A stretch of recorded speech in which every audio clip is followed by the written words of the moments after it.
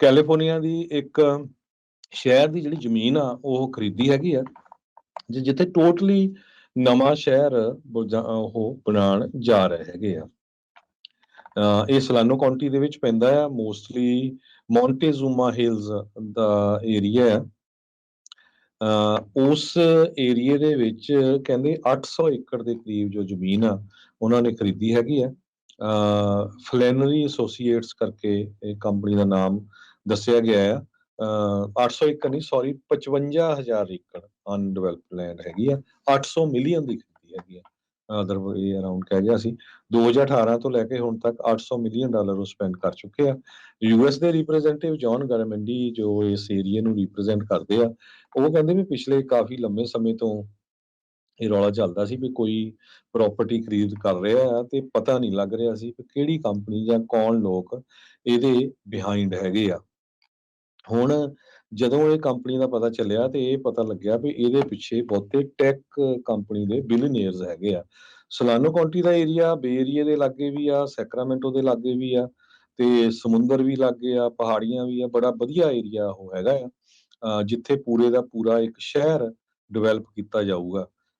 ਸੋ ਉਹਦੇ ਬਾਰੇ ਕਹਿੰਦੇ ਵੱਖ-ਵੱਖ ਫੈਡਰਲ ਏਜੰਸੀਜ਼ ਨੂੰ, ਸਟੇਟ ਏਜੰਸੀਜ਼ ਨੂੰ ਇਸ ਕੰਪਨੀ ਨੇ ਆਲਰੇਡੀ ਕੰਟੈਕਟ ਕਰ ਲਿਆ ਹੈ। ਨਿਊਯਾਰਕ ਟਾਈਮ ਦੇ ਮੁਤਾਬਕ ਕੰਪਨੀ ਦੇ ਜੋ ਫਾਈਨੈਂਸ਼ੀਅਲ ਬੈਕਰਸ ਆ ਉਹ ਵੀ ਜੋ ਰਿਵੀਲ ਹੋਏ ਹੈਗੇ ਆ ਇਹਦੇ ਵਿੱਚ। ਤੇ ਹੁਣ ਦੇਖਦੇ ਆ, ਕਹਿੰਦੇ ਵੀ 10,000 ਰੈਜ਼ੀਡੈਂਟਸ ਵਾਲਾ ਸ਼ਹਿਰ ਇਹ ਬਣਾਇਆ ਜਾਊਗਾ, ਕਿਉਂਕਿ ਸਾਰਿਆਂ ਨੂੰ ਪਤਾ ਹੀ ਆ ਵੀ ਅੱਜ ਕੱਲ ਘਰਾਂ ਦੀ ਬੜੀ ਘਾਟ ਹੈਗੀ ਆ। ਬੇ ਏਰੀਏ ਦੇ ਵਿੱਚ ਬੜੀ ਕੰਜੈਸ਼ਨ ਹੋ ਗਈ ਆ, ਬਹੁਤ ਸਾਰੇ ਲੋਕ ਬੇ ਏਰੀਏ ਦੇ ਵਿੱਚ ਹੈਗੇ ਆ। ਹੁਣ ਐਕਸਪੈਂਡ ਨਹੀਂ ਹੋ ਸਕਦਾ। ਇਸੇ ਤਰ੍ਹਾਂ ਸੈਕਰਾਮੈਂਟੋ ਵਾਲਾ ਵੀ ਏਰੀਆ। ਸੋ ਇਹ ਏਰੀਏ ਨੂੰ ਜਿਸ ਦੀ ਆਪਾਂ ਗੱਲਬਾਤ ਕਰ ਰਹੇ ਹਾਂ, ਟੈਕ ਬਿਲੀਨੀਅਰਸ ਨੇ ਖਰੀਦਿਆ। 800 ਮਿਲੀਅਨ ਤੋਂ ਵੱਧ ਹੁਣ ਤੱਕ ਉਹ ਸਪੈਂਡ ਕਰ ਚੁੱਕੇ ਹੈ। ਜੀ, ਇਹ ਫਾਰਮਲੈਂਡ ਹੁੰਦੀ ਸੀ ਸੋਲਾਨੋ ਕਾਉਂਟੀ ਦੇ ਵਿੱਚ 2018 ਤੋਂ ਲੈ ਕੇ ਹੁਣ ਤੱਕ।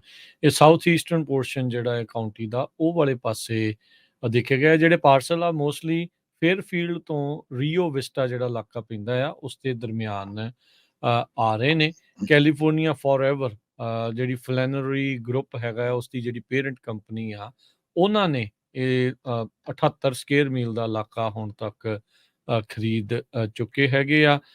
ਪਰ ਕਹਿੰਦੇ ਵੀ ਜਿਹੜੇ ਉੱਥੇ ਇਰਦ ਗਿਰਦ ਲੋਕ ਆ ਉਹ ਅਜੇ ਕਨਵਿੰਸ ਨਹੀਂ ਆ ਬਹੁਤੇ। ਉਹਨਾਂ ਲੋਕਾਂ ਨੂੰ ਕਨਵਿੰਸ ਕਰਨਾ ਪਊਗਾ ਵੀ ਕੀ ਜਿਹੜਾ ਇਸ ਚੀਜ਼ ਦੇ ਵਿੱਚ ਬਣਦਾ ਹੈਗਾ ਆ। ਜਿਹੜੇ ਕਾਂਗਰਸਮੈਨ ਜਿਨ੍ਹਾਂ ਦਾ ਆਪਾਂ ਨਾਮ ਲੈ ਰਹੇ ਹਾਂ, ਉਹਨਾਂ ਨੂੰ ਪਹਿਲੋਂ ਇਹ ਡਰ ਸੀਗਾ ਵੀ ਕੀ ਕੋਈ ਫੋਰਨ ਐਡਵਰਸਰੀਜ਼ ਤਾਂ ਨਹੀਂ, ਵੀ ਕੋਈ ਮੁਲਕ ਦੇ ਦੁਸ਼ਮਣ ਤਾਂ ਨਹੀਂ, ਅਜਿਹੇ ਇਨਵੈਸਟਰ ਤਾਂ ਨਹੀਂ ਜਿਹੜੇ ਇਹ ਇਸ ਟਾਈਮ ਏਅਰਫੋਰਸ ਦੇ ਇੱਕ ਬਹੁਤ ਹੀ ਵਾਈਟਲ ਬੇਸ ਦੇ ਨਜ਼ਦੀਕ ਜ਼ਮੀਨ ਖਰੀਦ ਰਹੇ ਆ, ਵੀ ਨੈਸ਼ਨਲ ਸਿਕਿਉਰਿਟੀ ਦਾ ਮਸਲਾ ਜਿਹੜਾ ਉਹ ਨਾ ਬਣ ਜਾਵੇ। ਤੇ ਵੈਬਸਾਈਟ ਜਿਹੜੀ ਫਲੈਨਰੀ ਗਰੁੱਪ ਦੀ ਉਹ ਕਹਿੰਦੀ ਵੀ 97% ਸਾਡੀ ਜਿਹੜੀ ਫੰਡਿੰਗ ਆ ਉਹ US ਦੇ ਇਨਵੈਸਟਰਸ ਤੋਂ ਆ, ਤੇ ਬਾਕੀ ਦਾ ਕੁਝ ਹਿੱਸਾ UK ਤੇ ਆਇਰਲੈਂਡ ਦੇ ਉੱਤੋਂ ਜਿਹੜਾ ਉਹ ਆਇਆ ਹੈਗਾ ਆ। FBI, ਡਿਪਾਰਟਮੈਂਟ ਆਫ ਟ੍ਰੈਜਰੀ, ਸਾਰੇ ਜਣੇ ਆਪੋ ਆਪਣੇ ਪੱਧਰ ਦੇ ਉੱਤੇ ਇਸ ਨੂੰ ਲੱਗੇ ਪਏ ਨੇ ਵੀ ਭਾਈ ਸਹੀ ਜਿਹੜਾ ਉਹ ਪਤਾ ਲੱਗ ਸਕੇ ਵੀ ਕੀ ਕਿੰਨਾ ਲੋਕਾਂ ਨੇ ਇਸ ਦੇ ਵਿੱਚ ਇਨਵੈਸਟਮੈਂਟ ਕੀਤੀ ਆ। ਟੈਕ ਐਂਟਰਪ੍ਰੈਨਿਓਰਸ, ਵੈਂਚਰ ਕੈਪੀਟਲਿਸਟ ਥਾਂ ਤਾਂ ਬਥੇਰੀ ਖਰੀਦੀ ਆ। ਇਹ ਅਸਲ 'ਚ ਸ਼ਹਿਰ ਬਣ ਪਾਊਗਾ ਕਿ ਨਹੀਂ, ਇਹ ਅਜੇ ਦੇਖਣਾ ਹੋਊਗਾ।